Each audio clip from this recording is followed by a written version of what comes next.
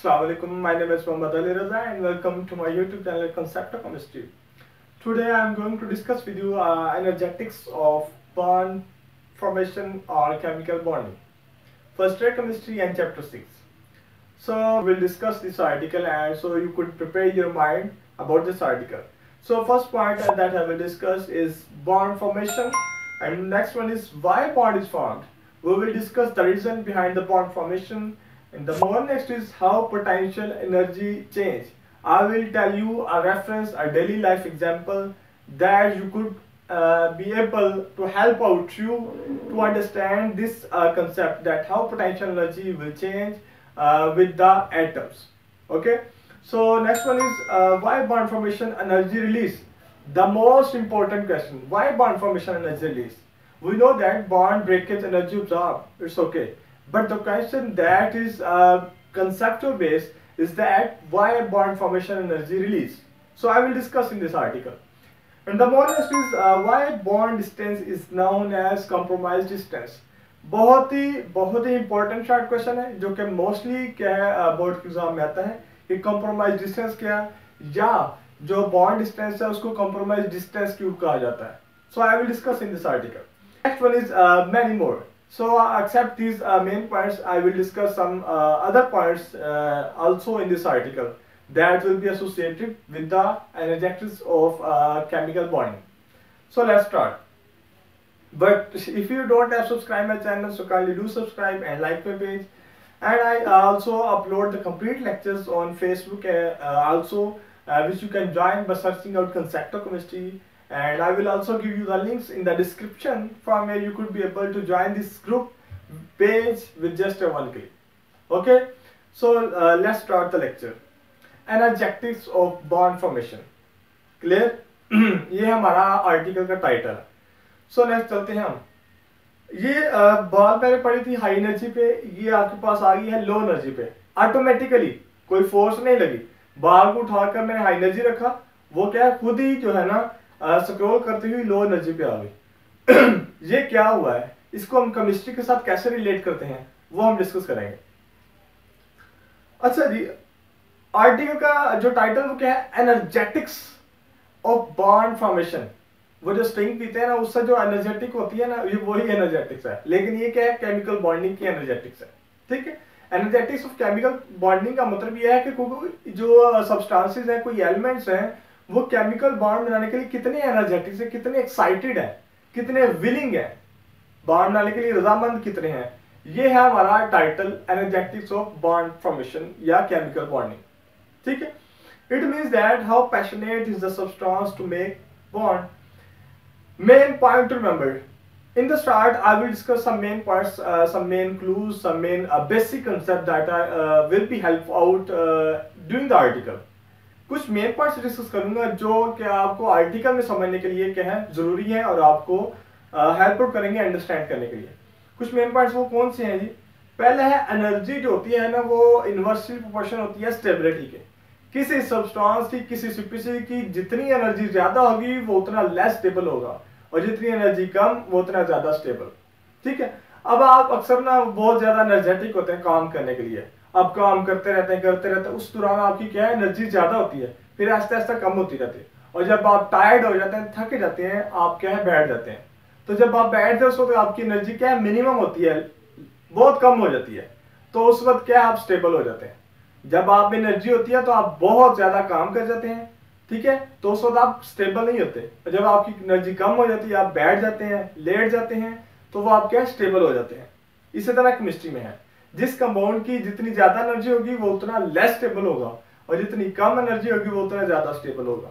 ये पॉइंट बहुत इंपॉर्टेंट है, ये आपको केमिस्ट्री में बहुत जगहों पर क्या है हेल्प आउट करेगा. ठीक, सो नेक्स्ट चलते हैं. अब इधर ही देख लीजिए, बाल जो था ना इधर थी, तब जब इधर थी तो उसकी हाई एनर्जी थी, स्टेबल नहीं थी, तो इधर से आई इधर लो एनर्जी पे, लो एनर्जी हाई स्टेबिलिटी. ठीक है, तो इस तरह ये क्या है बाल भी लेस स्टेबिलिटी की तरफ से लो हाई स्टेबिलिटी की तरफ क्या मूव किया है इसने. ओके, सो नेक्स्ट होते हैं individual atoms have higher energy. बहुत इंपॉर्टेंट पॉइंट है ये. इंडिविजुअल एटम्स जो होते हैं ना वो हैव हायर एनर्जी. जो इंडिविजुअल एटम होते हैं उनकी एनर्जी होती है हाई, एनर्जी हाई, तो मतलब क्या, इस रिलेशन से स्टेबिलिटी लो, ऐसे ही है। अब इंडिविजुअल एटम से मुराद क्या ले रहा है, आप हाइड्रोजन ए को ले लो, एक हाइड्रोजन एटम को ले लो, एक हाइड्रोजन एटम की जो होती है ना एनर्जी वो ज्यादा होती है और उसकी स्टेबिलिटी क्या है, कम होती है। क्लियर है? And the compounds formed have low energy and more stability, और उनसे जो कंपाउंड्स बनते हैं उनकी एनर्जी लो होती है लेकिन उनकी स्टेबिलिटी हाई होती है। अब हाइड्रोजन एटम की एग्जांपल डिस्कस कर रहे थे ना, एक हाइड्रोजन एटम की एनर्जी ज्यादा होगी लेकिन वो स्टेबल कम होगा, लेकिन जब दो हाइड्रोजन आपस में बॉन्ड बनाएंगे ना, उनकी एनर्जी तो कम होगी लेकिन उनकी स्टेबिलिटी ज्यादा होगी। ठीक है, तो इससे हमें पॉइंट समझ लगी कि जो एटम्स कंपाउंड बनाते हैं, क्यों बनाते हैं, क्योंकि वो लेस स्टेबिलिटी से मोर स्टेबिलिटी की तरफ क्या है, मूव करते हैं। तो इस तरह वो एटम जो है बॉन्ड बनाते हैं, कंपाउंड्स बनाते हैं। तो यही रीजन है बॉन्ड फॉर्मेशन की, केमिकल बॉन्डिंग की रीजन क्या है, लेस स्टेबिलिटी की तरफ से स्टेबिलिटी की तरफ मूव करने के लिए एटम जो है आपस में या किसी दूसरे एटम के साथ बॉन्ड बनाते हैं। क्लियर है ये पॉइंट? सो नेक्स्ट होते हैं। अच्छा, बहुत इंपॉर्टेंट क्या बेसिक कंसेप्ट है जो कि आपके आर्टिकल से रिलेटेड है, पोटेंशियल एनर्जी के बारे में। हाउ पोटेंशियल एनर्जी चेंज, आपके आर्टिकल में ग्राफ दिया हो जो पोटेंशियल एनर्जी के क्या है रिस्पेक्टिव क्या है चेंज बता रहा है आपको। तो आपको कैसे रिमेंबर करना है, कैसे कंसेप्ट आपको लेना है कि पोटेंशियल एनर्जी कैसे चेंज होगी और कब चेंज होगी। क्लियर है? नेक्स्ट होते हैं, as when body go away from earth, कहते हैं जब कोई बॉडी, जब कोई जिस्म अर्थ से दूर जाता है, मतलब इस तरह ये जमीन है ना, तो इससे कोई चीज ऊपर लेके जाए ना, जब हाइट पर जाएगी तो फिर क्या होगा, attraction due to the earth, जमीन की जो अट्रैक्शन होगी वो क्या होगी, कम होती जाएगी। ऊपर लेते जाएंगे जब आप क्या है, अट्रैक्शन कम होती जाती है, और जब किसी चीज को जमीन की तरफ लेके आते जाए तो क्या अट्रैक्शन बढ़ती है। क्लियर है? So then potential energy increase. तो जब आप किसी चीज को जमीन से उठा के या इधर से उठा के मैं हाइट पर लेके जाऊंगा तो उसकी क्या होगी, जमीन से उसकी अट्रैक्शन जो है ना कम हो जाएगी। कुछ मतलब कंसीडर करें, अब हाइट ज्यादा नहीं लेकिन कुछ ना कुछ तो थोड़ा चेंज आएगा ना, तो उसकी क्या है अट्रैक्शन जमीन की उसकी बॉडी पर कम हो जाएगी। तो उसकी जो पोटेंशियल एनर्जी वो क्या है, बढ़ रही है। पोटेंशियल एनर्जी बढ़ रही है, अट्रैक्शन कम हो रही है। तो इसको पोटेंशियल एनर्जी को मैं अट्रैक्शन के साथ रिलेट कर सकता हूं कि जब किसी बॉडी पर किसी की अट्रैक्शन कम हो तो उसकी पोटेंशियल एनर्जी क्या है, बढ़ जाती है। क्लियर है? अब हम चलते हैं केमिस्ट्री की तरफ।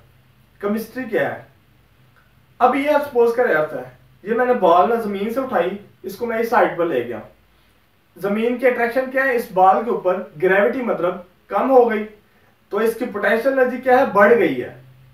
ठीक है, सो अब हम चलते हैं केमिस्ट्री की तरफ। जो डायग्राम आपकी आर्टिकल में बनाई गई है उसको डिस्कस करते हैं। Same is the case with electron and nucleus, और यही केस है इलेक्ट्रॉन का, न्यूक्लियस का। जब किसी इलेक्ट्रॉन को या एटम को न्यूक्लियस से दूर लेके जाएंगे, न्यूक्लियस की उस पर अट्रैक्शन कम हो जाएगी, अट्रैक्शन कम होगी तो मैंने पहले बताया पोटेंशियल एनर्जी बढ़ेगी। सही है? सो नेक्स्ट चलते हैं। अब ये पोटेंशियल एनर्जी का ग्राफ है जो कि क्या कहते हैं बॉटम से टॉप की तरफ क्या है, बढ़ रही है। ऐसे ही है। अब इधर ना आप एक चीज को रेफरेंस ले लो और दूसरी चीज का डिस्टेंस चेंज करो और फिर उस लिहाज से उसके रिस्पेक्टिव हम बात करेंगे कि हाँ उसकी पोटेंशियल एनर्जी बढ़ रही है या कम हो रही है। ठीक है, मैं दो हाइड्रोजन एटम लेता हूं, ये आप सपोज करें ये है फिक्स रेफरेंस है, इसकी अट्रैक्शन आपने इस पर चेक करनी है। ठीक है, अब ये हाइड्रोजन इधर है और एक हाइड्रोजन इधर है। ठीक है, अब हम चलते हैं नेक्स्ट। अब हाइड्रोजन ना थोड़ा उसके नजदीक आ गया, मतलब क्या अट्रैक्शन बढ़ गई है, अट्रैक्शन बढ़ गई है तो मतलब क्या है, पोटेंशियल कम। हमने इधर डिस्कस किया था जब अट्रैक्शन कम होगी तो पोटेंशियल बढ़ेगा और जब अट्रैक्शन बढ़ेगी तो पोटेंशियल एनर्जी कम होगी। इनवर्स रिलेशन है ना, ऐसे ही है। अभी तक क्या हुआ, अट्रैक्शन बढ़ गई है इन दोनों के दरमियान, पोटेंशियल एनर्जी पहले इधर थी अब इधर आ गई है। अब इसको मजीद नजदीक लेके जाता हूँ, मजीद नियर लेके जाता हूँ इस हाइड्रोजन के, तो पोटेंशियल एनर्जी क्या और कम हो गई। क्यों? Forces of attraction, attractive forces बढ़ गई हैं तो पोटेंशियल एनर्जी कम। अब इसको और डिस्कस करते हैं। जब और नजदीक जाएगा तो अट्रैक्टिव फोर्सेस और बढ़ेगी, पोटेंशियल एनर्जी और कम होगा। पहले पोटेंशियल एनर्जी की वैल्यू इधर थी, अब क्या है इधर आ गई है, क्योंकि अट्रैक्टिव फोर्सेस इधर बहुत ज्यादा है और इधर अट्रैक्टिव फोर्सेस बहुत कम थी। क्लियर है? कैसे पोटेंशियल एनर्जी कम या ज्यादा होगी ये डिपेंड कर रहा है अट्रैक्टिव फोर्सेस पे। क्लियर है? सो नेक्स्ट चलते हैं। अच्छा ये ना ये लाइन लिखी हुई है आपकी टेक्स्ट बुक में, बहुत इंपॉर्टेंट है, इसका क्या कंसेप्ट है वो मैं पहले आपसे डिस्कस करता हूं। The magnitude of potential energy for attractive forces is more than for repulsive forces. कहते हैं कि अब इस लाइन के मुताबिक क्या वो कह रहा है, कहता है अट्रैक्टिव फोर्स की जो पोटेंशियल एनर्जी होती है ना, वो उसका मैग्नीट्यूड ज्यादा होता है देन रिपल्सिव फोर्सेस के। अभी तो देखें इधर अट्रैक्टिव फोर्सेस ज्यादा है, लेकिन इसका तो पोटेंशियल एनर्जी का मैग्नीट्यूड कम है, और इधर आपके पास क्या है, अट्रैक्टिव फोर्सेस कम है, रिपल्सिव फोर्सेस ज्यादा है, लेकिन इसका क्या पोटेंशियल एनर्जी का जो मैग्नीट्यूड है वो ज्यादा है। इस डायग्राम से तो हमें ये नजर आ रहा है कि रिपल्सिव फोर्सेस का जो मैग्नीट्यूड है ना पोटेंशियल एनर्जी का, वो ज्यादा है as compare to attractive forces. लेकिन ये बात नहीं वो कर रहा है, इधर बात वो और कर रहा है। इधर वो असल में बात कर रहा है एनर्जेटिक्स की, एनर्जेटिक्स ऑफ बॉन्ड फॉर्मेशन की। ठीक है, magnitude of potential energy for attractive forces is more than for repulsive forces. इधर पोटेंशियल एनर्जी को ना आप ऐसे समझे, पोटेंशियल है ये, पोटेंशियल एनर्जी है ये, मतलब किसी के अंदर पोटेंशियल एनर्जेटिक्स है। कौन एनर्जेटिक्स है, वो एनर्जेटिक्स है attractive forces is more than for repulsive forces. जो अट्रैक्टिव फोर्सेस है ना वो ज्यादा एनर्जेटिक होते हैं, वो ज्यादा पोटेंशियल रखती हैं बॉन्ड फॉर्मेशन के लिए देन रिपल्सिव फोर्सेस। क्लियर है ये पॉइंट? यहां क्या बात कर रहा है, वो ये बात कर रहा है कि अट्रैक्टिव फोर्सेस जो होती हैं वो ज्यादा पोटेंशियल रखती हैं, ज्यादा पोटेंशियल एनर्जी रखती हैं, ज्यादा एनर्जेटिक्स होती हैं for the bond formation than the repulsive forces. Clear है ये पॉइंट? सो नेक्स्ट चलते हैं। अब ये है ग्राफ जो आपकी बुक में भी क्या है प्लॉट किया गया है, इसको हम डिस्कस करते हैं। अब सपोज करें दो हाइड्रोजन एटम है, एक इधर है और एक इधर है। ठीक है, अब ये जो बुक में आपकी जो डॉटेड लाइन है ये बॉन्ड नहीं है, ठीक है, ये जस्ट इमेजिनरी लाइन है एक। ठीक है, it is not a bond. Okay, अब सपोज करें दो हाइड्रोजन बॉन्ड है, एक हाइड्रोजन इधर एक हाइड्रोजन इधर है। ठीक है, अब क्या होगा, दोनों अनस्टेबल है, एक हाइड्रोजन एटम भी होता है वो अनस्टेबल होता है, उसकी एनर्जी ज्यादा होती है, और वो क्या चाहते हैं, लेस स्टेबिलिटी की तरफ से मोर स्टेबिलिटी की तरफ क्या है मूव करे। वो दोनों हाइड्रोजन एटम क्या है एक दूसरे के करीब आते हैं, ऐसे ही है, और जब करीब आएंगे, ये पहली कंडीशन है, पहली सिचुएशन है, और जब करीब आएंगे तो आपके पास सिचुएशन ये बन जाएगी, ऐसे ही है। अब हम ग्राफ में देखते हैं ग्राफ में क्या चेंजिंग आई है। जब हाइड्रोजन एटम इधर से इधर आएंगे तो आपके पास पोटेंशियल एनर्जी पहले इधर थी, अब क्या है इधर हो गई, पोटेंशियल एनर्जी कम हो गई। क्यों? अट्रैक्टिव फोर्सेस बढ़ गई हैं। मैंने आपको पहले ही बताया है अट्रैक्टिव फोर्सेस और पोटेंशियल एनर्जी इनवर्सली प्रोपोर्शनल है। जब अट्रैक्टिव फोर्सेस बढ़ेंगी पोटेंशियल एनर्जी कम होगा, जब अट्रैक्टिव फोर्सेस कम होंगी पोटेंशियल एनर्जी बढ़ेगी। क्लियर है? सो इधर आ गई। फिर नेक्स्ट क्या होगा, फिर हाइड्रोजन एटम और नजदीक आएंगे, हत्ता कि ये आपके पास क्या फाइनली स्टेट आ जाती है, जब हाइड्रोजन एटम बहुत क्या है क्लोजली नजदीक आ जाते हैं तो आपके पास पोटेंशियल एनर्जी क्या है इससे भी कम हो जाती है। क्यों? कि जहां पर अट्रैक्टिव फोर्सेस इससे भी ज्यादा है तो इसकी पोटेंशियल एनर्जी क्या है, कम। इनवर्स रिलेशन, ये याद रखना है आपने, बस आपको आर्टिकल बहुत इजीली समझ आएगा। क्लियर है? इस पॉइंट पर ना ये आपके पास वैल्यू आती है 75.4 पिकोमीटर। ठीक है, ये है बॉन्ड डिस्टेंस। ठीक है, इन दोनों के दरमियान डिस्टेंस कितना, वो ये है 75.4 पिकोमीटर। क्लियर है? इधर थे ये लेस स्टेबल, यहां पर है वो स्टेबल, यहां थी उनकी एनर्जी ज्यादा, यहां उनकी एनर्जी कम। इसको हमने शुरू में भी डिस्कस किया था, जिसकी एनर्जी ज्यादा वो लेस स्टेबल, जिसकी एनर्जी कम वो मोर स्टेबल। क्लियर है? अट्रैक्टिव फोर्सेस जो है ना यहां पर रिपल्सिव फोर्सेस से ज्यादा है। इसको मैं नेक्स्ट स्लाइड में डिस्कस करूंगा डीपली कि कैसे ये फिनोमेना और क्या होता है। एक तो इधर हाइड्रोजन एटम नजदीक आ रहे हैं, पोटेंशियल एनर्जी वेरी कर रही है, इधर और क्या फिनोमेना होता है जब हाइड्रोजन एटम नजदीक आते हैं। क्लियर है? सो ये एक्स एक्सिस पे आपने इंटरमोलिकुलर डिस्टेंस लिया है और वाई एक्सिस पे आपके पास पोटेंशियल एनर्जी है, और ये आपके पास है बॉन्ड फॉर्मेशन एनर्जी जो कि -436 किलोजूल पर मोल। इसको भी नेक्स्ट डिस्कस करते हैं। ग्राफ क्लियर है कैसे ड्रा किया गया है? ये ना इस तरह ग्राफ है, मतलब कि पहले ये सिचुएशन थी, इधर से पोटेंशियल एनर्जी कम होती आ रही है इधर तक। ठीक है, इधर आपके पास क्या बॉन्ड बन गया। अब मैं वापस अगर ग्राफ लेके जाऊं, मतलब इन हाइड्रोजन एटम को दोबारा से मैं दूर करता जाऊं, ठीक है, फिर आपके पास दोबारा क्या पोटेंशियल एनर्जी बढ़ती जाएगी। इसको चाहे ऐसे बना लो या इसको ये एरो पहले इधर से ले आओ नीचे, इसको इधर से ऊपर ले जाओ, तो इससे कोई फर्क नहीं पड़ता। ठीक है, आपने जब शो करवाना है कि जब हाइड्रोजन एटम नजदीक आएंगे तो अट्रैक्टिव फोर्सेस बढ़ेंगी, पोटेंशियल एनर्जी कम होगा, और जब वो दूर जाएंगे अट्रैक्टिव फोर्सेस कम होगी, पोटेंशियल एनर्जी बढ़ेगा। ये जस्ट आपने क्या है ग्राफ में सही तरह शो करवाना है। ठीक है, सो नेक्स्ट चलते हैं। अब है G when two hydrogen atom will come close to each other. अब हम सिनेरियो चेक करते हैं कि जब हाइड्रोजन एटम को नजदीक लाया गया उसकी केमिस्ट्री क्या बनी, क्या प्रोसेस हुआ, क्या उधर सीन चल रहा था, वो हम डिस्कस करते हैं। जब उनको नजदीक लाए ना तो क्या हुआ, there will be attractive forces. वो जब नजदीक आ रहे थे वो अट्रैक्टिव फोर्सेस की वजह से ही आ रहे थे ना, और तो कोई नहीं, उसको रिपल्सिव फोर्सेस तो उसको नजदीक नहीं लाती, अट्रैक्टिव फोर्सेस ही थी जो उनको एक दूसरे के नजदीक लेकर आ रही थी। क्लियर है? सो नेक्स्ट वन क्या है, there will be repulsive forces. और जब वो एक दूसरे के नजदीक आएंगे तो वहां रिपल्सिव फोर्सेस भी होंगी, क्योंकि हाइड्रोजन के भी वैलेंस में इलेक्ट्रॉन होगा और दूसरे हाइड्रोजन एटम के भी वैलेंस में इलेक्ट्रॉन होगा। वो इलेक्ट्रॉन इलेक्ट्रॉन रिपल करेगा और दोनों का न्यूक्लियस भी एक दूसरे पर क्या है, रिपेल करेगा। तो इस तरह अट्रैक्टिव फोर्सेस भी है वहां पर और वहां पर रिपल्सिव फोर्सेस भी हैं। क्लियर है? सो नेक्स्ट होते हैं। अभी यह सपोज करें हाइड्रोजन एक एटम और दूसरा एटम, दोनों के पास एक एक इलेक्ट्रॉन है, ऐसे ही है। फिर नेक्स्ट क्या होगा, जब हाइड्रोजन को नजदीक लेकर आएंगे, मतलब करीब लेकर आएंगे, न्यूक्लियस इलेक्ट्रॉन टू इलेक्ट्रॉन जो है वो रिपल्जन होगी। ऐसे ही इलेक्ट्रॉन इलेक्ट्रॉन को रिपेल करता है ना, तो इधर क्या है, रिपल्जन होगी जब मैं उनको नजदीक लेकर आ रहा हूं। सो नेक्स्ट क्या होगा, न्यूक्लियस टू न्यूक्लियस रिपल्जन, एक न्यूक्लियस दूसरे न्यूक्लियस को भी क्या है, रिपेल करेगा।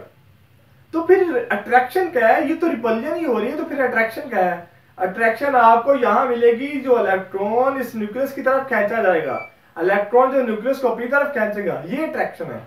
ये न्यूक्लियस इस इलेक्ट्रॉन को अपनी तरफ खींचेगा और ये न्यूक्लियस इस इलेक्ट्रॉन को अपनी तरफ खींचेगा, ये है अट्रैक्टिव फोर्सेस। इन्हीं अट्रैक्टिव फोर्सेस की वजह से वो हाइड्रोजन एटम क्या है, एक दूसरे के नजदीक आते जाते हैं। ठीक है, सो नेक्स्ट चलते हैं। तो इसी तरह ये इलेक्ट्रॉन जो है इसकी तरफ खींचा जा रहा है, ये इलेक्ट्रॉन इसकी तरफ खींचा जा रहा है। अट्रैक्टिव एंड रिपल्सिव फोर्सेस के लिए मैं डायग्राम बनाई ताकि आपको क्लियर हो कहां पर अट्रैक्टिव फोर्सेस और कहां पर रिपल्सिव फोर्सेस है। When attractive forces greater than repulsive forces.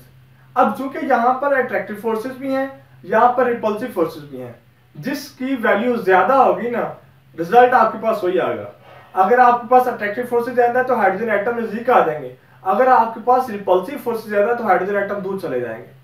Clear है? अब हम डिस्कस कर रहे हैं उनको नजदीक लाने के लिए, तो हम ये वाला केस डिस्कस करेंगे। जब अट्रैक्टिव फोर्सेस ग्रेटर हो जाएंगी रिपल्सिव फोर्सेस के, तो हाइड्रोजन एटम क्या है, नजदीक आते जाएंगे, हत्ता कि ये आपके पास क्या है, फाइनल पोजीशन बनेगी जब वो क्या है, बॉन्ड बनाएंगे। ठीक है, बॉन्ड डिस्टेंस आ जाएगा आपके पास, इससे आप क्या है, कम नहीं, उसको नजदीक नहीं लेके जा सकते। क्लियर है? अच्छा, नेक्स्ट पॉइंट क्या है, then bond will be formed and this case this happens at 75.4 picometer. तो फिर क्या होता है, जब हाइड्रोजन एटम नजदीक आते जाता है, ये पॉइंट आ जाता है जब क्या उस वहां पर बॉन्ड बन जाता है, उससे नजदीक नहीं लेकर आ सकते, और वहां जो वैल्यू आती है आपके पास 75.4 पिकोमीटर होती है। क्लियर है? और इसको कहते हैं बॉन्ड लेंथ।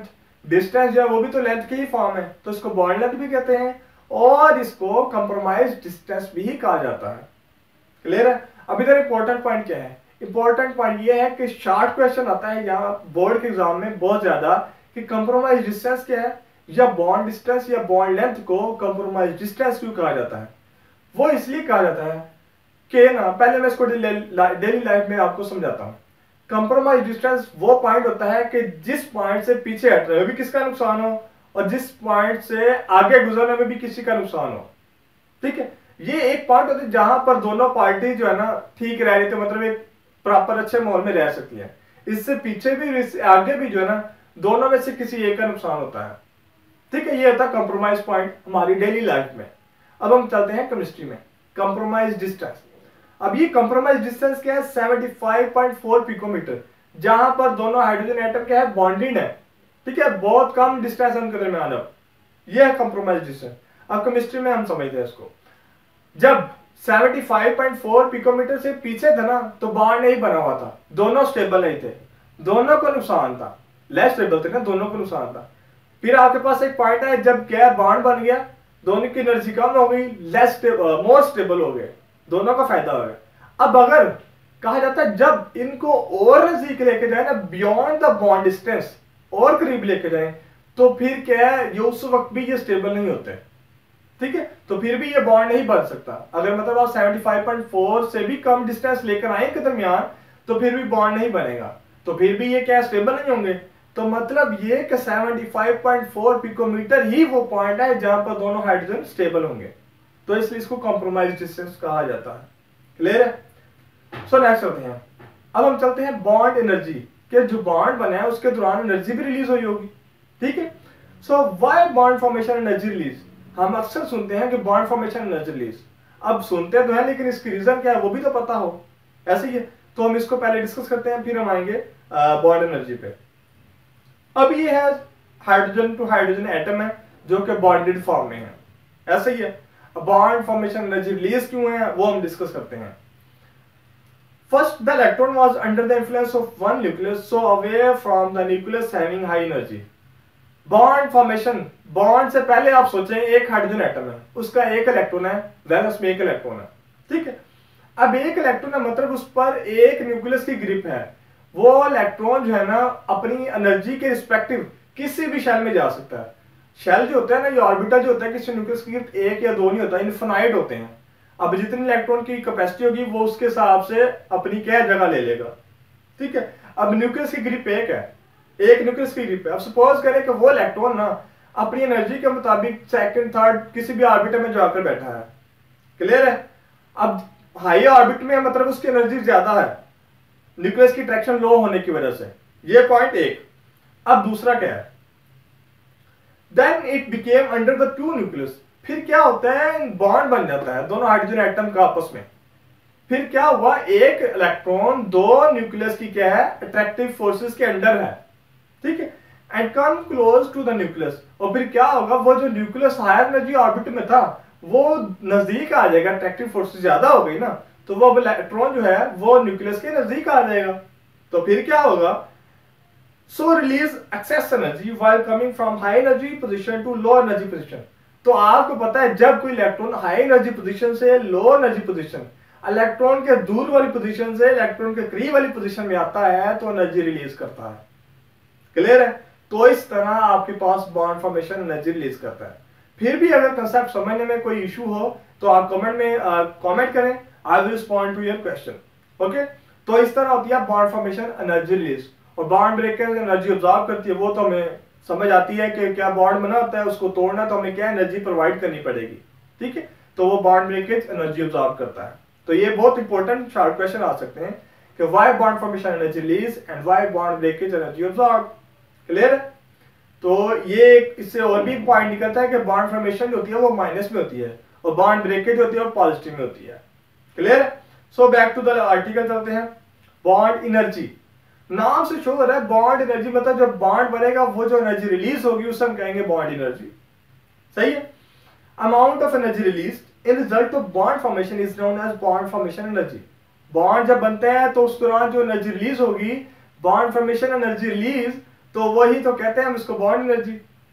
क्लियर है? सो नेक्स्ट होते हैं। अब ये सपोज करें तो हाइड्रोजन टू हाइड्रोजन एटम क्या है, बॉन्ड बना है, तो आपके पास क्या है H2 मॉलिक्यूल बन गया है।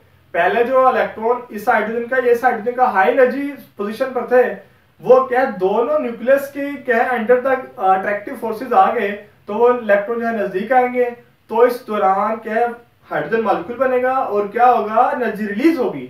और वो एनर्जी कितनी होगी, -436.45 किलोजूल पर मोल। तो एक एमसीक्यू भी आ सकता है कि बॉन्ड फॉर्मेशन जो हाइड्रोजन मॉलिक्यूल के फॉर्मेशन के दौरान रिलीज होती है वो कितनी होती है। ठीक है, सो नेक्स्ट चलते हैं। Same amount of energy has to be provided if wanted to break this bond is known as bond dissociation energy या bond breakage energy। अब वो क्या कहता है, वो कहता है बॉन्ड फॉर्मेशन के दौरान जितनी एनर्जी रिलीज हुई है ना, अब मैं अगर चाहूं कि इस H2 मॉलिक्यूल को ब्रेक करना चाहूं, दोबारा इसमें चेंज करना चाहूं, तो मुझे इतनी ही एनर्जी प्रोवाइड करनी पड़ेगी। पहले निकली है, अब मुझे तोड़ने के लिए प्रोवाइड करनी पड़ेगी। क्लियर है? इसे कहते हैं बॉन्ड डिसोसिएशन एनर्जी। डिसोसिएट का मतलब होता है तोड़ना। ठीक है, इसको आप बॉन्ड ब्रेकेज एनर्जी भी कह सकते हैं। क्लियर है? तो मैंने इसको पहले भी आपसे डिस्कस किया कि bond breakage energy absorb, bond breakage energy has to be provided. Clear है? सो ये H2 मॉलिक्यूल जब आपने ब्रेक करना है तो इसको आपने इधर से एनर्जी प्रोवाइड करनी पड़ेगी, तो आपके पास वो वैल्यू होगी पॉजिटिव में +436.45 किलोजूल पर मोल। क्लियर है? ये हमारा आज का आर्टिकल था, energetics of bond formation, first year chemistry and chapter 6. So if you find some good things from my article, so give feedback and recommend your fellows and friends. Stay tuned and stay happy. Thank you.